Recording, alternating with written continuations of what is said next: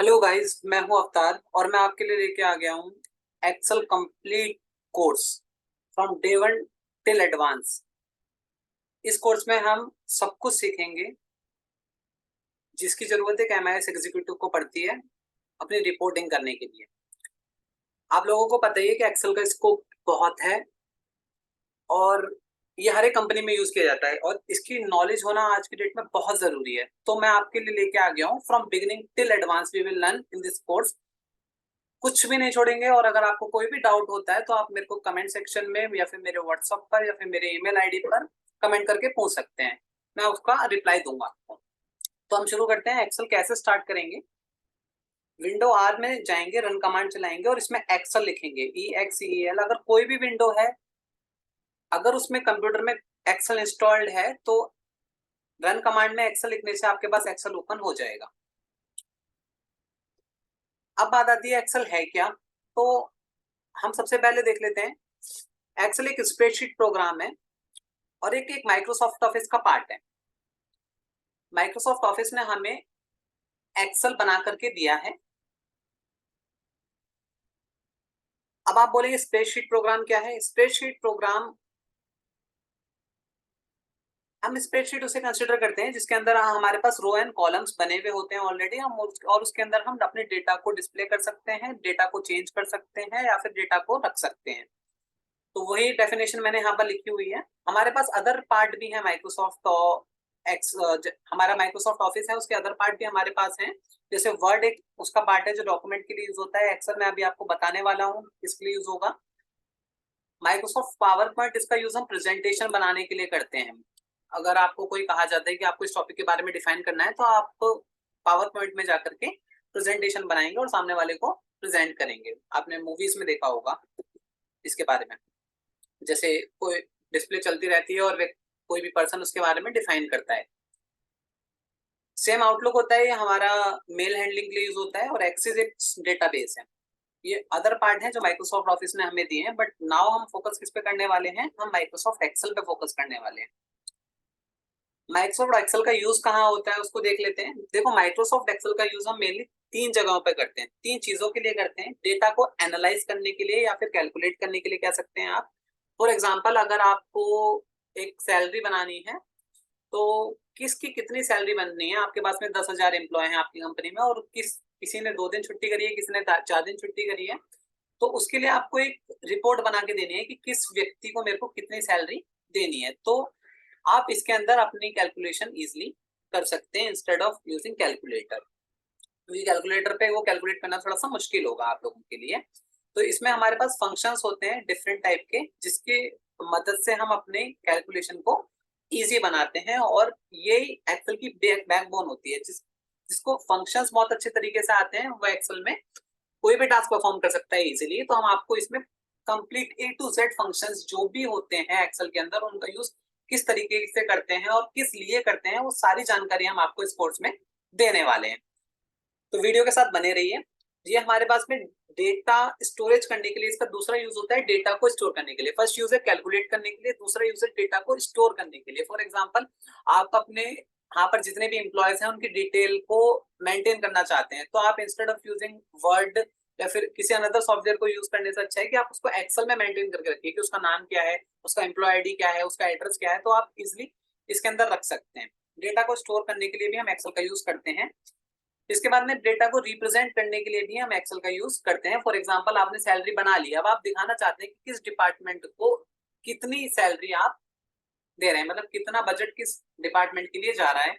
अगर ऐसे आप अगर सेल्स की कोई रिपोर्ट बना रहे हैं तो आप दिखाना चाहते हैं कि ईस्ट दिल्ली में कितनी सेल हुई है या साउथ दिल्ली में कितनी सेल हुई है, तो with the help of different kind of charts हम इसको शो कर सकते हैं डैशबोर्ड बना करके। तो ये सभी हम देखने वाले हैं। हमारे पास डिफरेंट चार्ट्स होते हैं इसके अंदर और उनका यूज कहाँ कहाँ करना है वो हम आपको सब बताएंगे। अब आगे बढ़ते हुए हम बता, ये एक्सेल की इंट्रोडक्शन विंडो है कि हम एक्सेल में किस बार को क्या कहते हैं, किस नाम से जाना जाता है और उसका काम क्या होता है। जैसे हम यहाँ से शुरू करते हैं, टाइटल बार। ये जो सबसे ऊपर बार आपको दिखाई दे रहा है जहाँ मैंने D1 एक्सेल लिखा हुआ है, ये हमें शो करता है show the name of file as well as software. हमें फाइल का नाम और सॉफ्टवेयर का नाम दिखाता है। मतलब कोई भी अगर आप सॉफ्टवेयर चला रहे हो तो उसका नाम आपको देखना है, तो आप टाइटल बार में शो कर सकते हो, जो कि आपको यहाँ दिखता है। इसके बाद हमारे पास होते हैं टैब्स। टैब्स का यूज हम किस लिए करते हैं? ये टैब होते हैं हमारे home tab, insert tab, view tab, ये अलग अलग फीचर्स को दिखाता है जो एक्सेल में है हमारे पास में। नेक्स्ट हमारे पास में है फाइल बटन या मेन्यू बटन भी हम इसको कहते हैं, ये वाला। इसके अंदर हम अगर हमें कोई नई वर्कबुक चाहिए, किसी फाइल को हमें सेव करना है या सेव उसको दोबारा सेव करना है, किसी अनदर नाम से प्रिंट लेना है, शेयर करना है, तो वो हम फाइल मेन्यू में जाकर के या फाइल बटन में जाके हम कर सकते हैं। रिबन हमारे पास में ये डिफरेंट फीचर्स को दिखाता है। ये जो आप दिख रहे हैं, ये वाली जो हमारी लाइन, ये जो बॉक्स आपको दिख रहा है जिसके अंदर आपको सारे ऑप्शंस के नाम दिख रहे हैं, ये हमारा रिबन कहलाता है। नेक्स्ट हमारे पास में ये क्विक एक्सेस टूल बार है। क्विक एक्सेस टूल बार, ये जो बार आप नीचे देख रहे हैं जस्ट रिबन के जस्ट नीचे, इसे हम क्विक एक्सेस टूल बार कहते हैं। इसमें हम जो भी हमारे क्विकली एक्सेस करने के लिए ऑप्शन होते हैं, हम उन्हें ऐड कर सकते हैं। मींस किसी ऑप्शन का यूज आपको बार बार करना पड़ता है, तो आपको बार बार टैब चेंज करके उस ऑप्शन में जाना पड़ता है। तो आप क्या कर सकते हैं, उस ऑप्शन को क्विक एक्सेस टूल बार में ऐड कर सकते हैं। कैसे करेंगे? आपको उस ऑप्शन को सबसे पहले जाना है और उस पर राइट क्लिक करना है। फॉर एग्जाम्पल मेरे को ये जो फिल्टर का ऑप्शन है बार बार यूज करना पड़ता है, तो मैं यहाँ पर जाऊंगा, फिल्टर डेटा के अंदर फिल्टर पे राइट क्लिक करूंगा, यहाँ पर आता है add to quick access toolbar. आप इस पे क्लिक कर देंगे। जैसे आप क्लिक करेंगे, ये देखिए यहाँ पर फिल्टर का ऑप्शन ऐड हो चुका है। अब आप जहां पर भी आप फिल्टर अप्लाई करना चाहते हैं, आपको डेटा में आने की कोई जरूरत नहीं है, आप डायरेक्टली इस ऑप्शन को यहाँ से एक्सेस कर सकते हैं। तो कोई भी ऑप्शन जो आपको फ्रिक्वेंटली यूज करना होता है, आप उसे क्विक एक्सेस टूल बार में रख सकते हैं। अगर आप हटाना चाहते हैं, अब आपका काम हो गया, देखिए फिल्टर अप्लाई हो रहा है यहाँ से। अगर आप इसको हटाना चाहते हैं, आपका काम हो गया है, अब आपको एक क्विक एक्सेस टूल बार में नहीं चाहिए, तो आप इस पर राइट क्लिक करके remove from quick access toolbar करेंगे, तो यहाँ से रिमूव भी हो जाएगा। नेक्स्ट हमारे पास में आ जाते हैं हम लोग क्विक एक्सेस टूल बार के बाद में फॉर्मूला बार। फॉर्मूला बार ये हमारा होता है just quick access toolbar के नीचे वाला जो पार्ट होता है, ये इसे हम फॉर्मूला बार कहते हैं। फॉर्मूला बार में हम फंक्शंस को देख सकते हैं। मींस जो भी अगर आपने कोई किसी टाइप की कैलकुलेशन कर रखी है, फॉर एग्जांपल मैंने यहाँ पर सिंपल एक फंक्शन अप्लाई कर रखा है सम, तो ये अगर कोई भी आपने फंक्शन अप्लाई कर रखा है, तो उस फंक्शन को आप फॉर्मूला बार में चेक कर सकते हैं कि हमने इसमें क्या शेल में फंक्शन अप्लाई किया हुआ है। अगर फंक्शन नहीं होगा तो ये सिंपल आपको वैल्यू शो करेगा। जैसे अभी आप देख रहे हैं 8 दिखा रहा है, लेकिन यहाँ पर मैंने सम का फंक्शन अप्लाई किया है, तो सम का फंक्शन आपको दिखा रहा है। बाकी फंक्शन हम डिटेल में सीखेंगे, हम पूरा सारे फंक्शन ही कवर करने वाले हैं इस कोर्स में, तो उस पर ज्यादा हेडेक लेने की जरूरत नहीं है। अभी केवल मैं स्क्रीन का इंट्रोडक्शन दे रहा हूँ कि किस चीज, कौन सी चीज क्या करती है। नेक्स्ट हमारे पास में है हेडिंग्स। ये जो आप देख रहे हैं हमारे पास में ABCD, ये कॉलम के नेम्स होते हैं। और ये जो आप इधर देख रहे हैं 23, 24, 25, ये हमारे रो के नेम्स होते हैं। इन्हीं दोनों को मिलाकर के हम हेडिंग्स बोलते हैं। मैंने यहाँ पर लिखा भी है। रोज हम किसे कहते हैं? ये हमारी रोज होती हैं।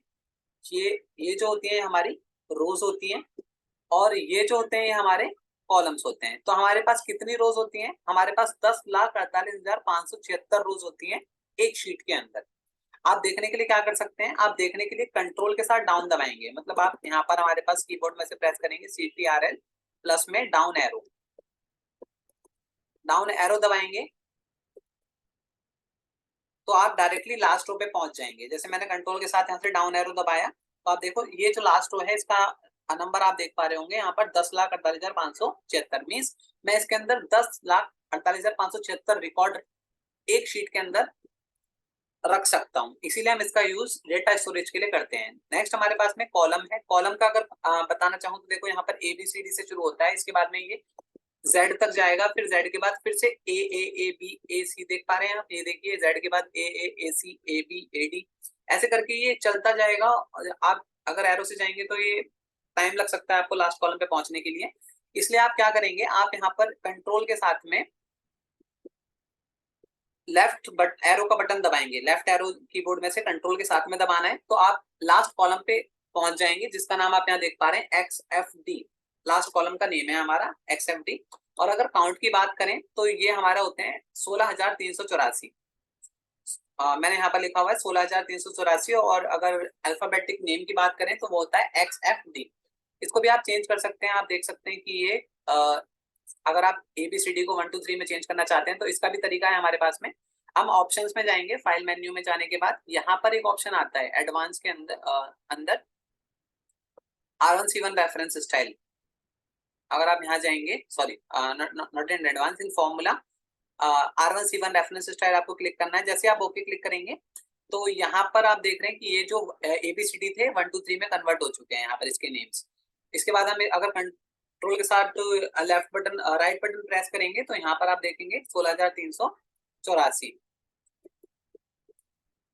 इसका शॉर्टकट मैंने यहाँ पर लिखा नहीं है, मैं लिख देता हूँ। कंट्रोल के साथ में राइट एरो आपको दबा देना है, कंट्रोल CTRL प्लस में राइट एरो। नेक्स्ट हमारे पास में हम इसको वैसे ही कर लेते हैं पहले, क्योंकि ये एडवाइजेबल नहीं है कि आप इसको ऐसे रखें, आपको फंक्शन अप्लाई करने में प्रॉब्लम हो सकती है इसकी वजह से। नेक्स्ट हमारे पास में है शेल्स। एक बॉक्स को हम शेल कहते हैं और हर शेल का अपना एक एड्रेस होता है। एड्रेस कैसे पता करेंगे, पहले हम कॉलम का नेम देखेंगे और फिर हम रो का नंबर देखेंगे। फॉर एग्जांपल इस कॉलम का नेम E है और रो नंबर हम जहां पर है ये 37 है, तो इसका एड्रेस E37 होगा, जो कि आपको यहाँ पर फॉर्मूला बार में इस साइड भी दिखाई दे रहा होगा। E37 देखिए यहाँ पर दिख रहा होगा। तो आप सबसे पहले क्या करेंगे, हर शेल का एड्रेस पता करना बहुत जरूरी है। केवल हमें क्या करना है, उस कॉलम का नंबर देखना है और फिर उस रो का नेम देखना है। इस कॉलम का नेम क्या है, G, और अगर इस शेल की बात करूं तो इसका रो नंबर है 30, तो इसका एड्रेस होगा G30। ये मैं यहाँ पर क्लिक करके भी यहाँ पर आपको शो हो जाएगा G30, आप देख पा रहे होंगे। अच्छा, तो मुझे जल्दी से बताइए कि इसका एड्रेस क्या है, जल्दी से कमेंट बॉक्स में लिख दीजिए। या वेरी गुड, आई होप आपने लिख दिया होगा। इसका एड्रेस है, C कॉलम है एंड 30 रो है, तो इसका एड्रेस हुआ C30। Very good. तो आगे बढ़ते हैं हमारे पास में शेल्स। सो हमारे पास कितने शेल होंगे यहाँ पर, या एग्जैक्टली हम केवल रो और कॉलम की मल्टीप्लाई करेंगे और जो भी काउंट हमारे पास आएगा, ये मल्टीप्लाई करने के बाद ये हमारे पास काउंट आ रहा है, तो ये इतने हमारे शेल्स होते हैं एक शीट के अंदर। नाउ हमारे पास में आगे बढ़ते हैं शीट्स। तो 2 टाइप्स ऑफ शीट हमारे पास में होती है। One is worksheet and second is chart sheet. Worksheet is known as having row and column. Worksheet में क्या होता है, रोज होती हैं और कॉलम्स होते हैं। वहीं पर चार्ट शीट में क्या होता है, ये जो आपको दिख रही है ये वर्कशीट है। चार्ट शीट में क्या होता है, चार्ट शीट में आप चार्ट शो करते हैं। जब आप वर्कशीट अगर आप इंसर्ट करना चाहते हैं नई वर्कशीट, तो आप शिफ्ट के साथ F11 दबाएंगे कहीं कीबोर्ड में से, तो आपके पास नई शीट आ गई। देखिए शीट 2 के नाम से आ गई। अभी मैं इसको डिलीट कर दे रहा हूँ। अगर आप चार्ट शीट लाना चाहते हैं तो आप F11 दबाएंगे, सिर्फ F11। अभी शिफ्ट का हमें यूज नहीं करना है, तो आपके पास एक ब्लैंक चार्ट शीट आ जाएगी। अगर आपने टेबल सेलेक्ट की होती तो यहाँ पर चार्ट बन के आ जाता, हम इसको आगे देखेंगे। लेकिन शीट हमारी 2 होती है, वर्कशीट है चार्ट शीट। चार्ट शीट में चार्ट दिखता है, वर्कशीट में हमें रो एंड कॉलम दिखते हैं। रेंज हम किसे कहते हैं, हम ग्रुप ऑफ शेल्स को रेंज के रूप में जान सकते हैं। जैसे हमने मल्टीपल शेल्स को एक बार में सिलेक्ट कर रखा है, तो हम इसे रेंज कह सकते हैं। नेक्स्ट हमारे पास में क्या है, वर्कबुक। वर्कबुक हम किसे कहते हैं, एक एक्सेल की विंडो को हम एक वर्कबुक कहते हैं। फॉर एग्जांपल ये डे 1 की एक मैंने क्या शीट ले रखी, वर्कबुक ले रखी है और इसमें मल्टीपल शीट बना रखी है, तो ये मेरी एक वर्कबुक है। अगर मैं कंट्रोल एन से नई एक्सेल की विंडो ले लेता हूँ, जैसे बुक 2 मैंने नई ले ली है, आप यहाँ पर देखो तो ये 2 आ गए हमारे पास। तो ये एक वर्कबुक है और ये एक्सेल की दूसरी वर्कबुक है। तो एक एक्सेल की विंडो को हम एक वर्कबुक कहते हैं। नेक्स्ट हमारे पास में क्या है, हॉरिजॉन्टल स्क्रॉल बार। तो ये जो हमारे कॉलम्स में हमें मूव करने के लिए काम आता है। नीचे जो आप देख रहे होंगे ये वाला बार जो मैं जिसपे मैं राइट एंड लेफ्ट कर रहा हूँ, ये हमारा हॉरिजॉन्टल स्क्रॉल बार होता है। और यहीं पर अगर आपको रो में मूव करना है तो ये वाला बार जो है होता है राइट साइड में जो दिया है, ये रोज में मूव करने के लिए काम आता है। इसे हम वर्टिकल स्क्रॉल बार कहते हैं। नेक्स्ट हमारे पास जूम बार है। यहाँ पर आप देख रहे होंगे स्क्रीन को जूम करने के लिए, शीट को जूम करने के लिए आप इसका यूज कर सकते हैं, प्लस माइनस। नेक्स्ट हमारे पास में है डॉक्यूमेंट व्यूज। डॉक्यूमेंट व्यूज कहाँ होते हैं हमारे पास में, डिफरेंट व्यूज हमें यहाँ पर दे रखे होते हैं। Normal view, print layout. अगर आपको शीट प्रिंट के अकॉर्डिंग देखनी है तो आप प्रिंट लेआउट क्लिक करके देख सकते हो, तो इन्हें डॉक्यूमेंट व्यूज कहते हैं। ये जो व्यूज आपको नीचे दे रखे हैं जूम बार के जस्ट बराबर में। नेक्स्ट हमारे पास में ये है स्टेटस बार। ये जो बार है हमारा स्क्रॉल बार के जस्ट नीचे, ये वाला बार हमारा स्टेटस बार होता है। ये हमें बताता है कि how many shells we have selected, what is the average of dead shells, what is the count of dead shells, what is the sum of those shells. Okay, so this kind of information we can get from the status bar. So that's all about Excel window introduction. If you want to ask anything, you can write in the comments, or you can mail me anytime, or you can contact me on WhatsApp as well. I will give you my number. So if you have any question or doubt, you can reach out to me. I will support you.